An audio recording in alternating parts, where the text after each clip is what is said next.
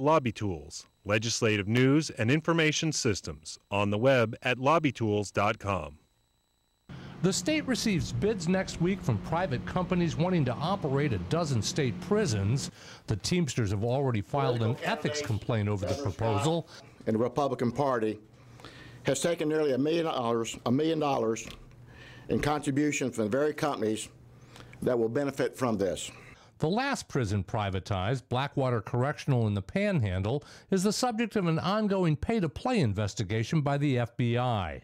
The legislature didn't have one debate about privatizing prisons. The language was stuck in the budget at the very last minute. The plan to privatize the prisons is being challenged in court next week as well. The Police Benevolent Association is arguing that you can't change state law simply by telling the Department of Corrections how to spend or not spend money. They've never done a study to show that prison privatization actually saves money. So we think that the public was hoodwinked. Rick Scott has tried to keep the corrections secretary that he fired over the privatization issue from testifying in court next week. Democrats and Republicans alike say the way the plan was slipped into the budget doesn't pass the smell test. Prison privatization needs to be debated, it needs to be discussed. And we didn't have that big discussion.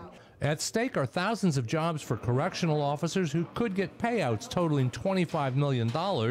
That's more than the $18 to $22 million the state could save from privatizing the prisons. In Tallahassee, I'm Mike Vasalinda reporting.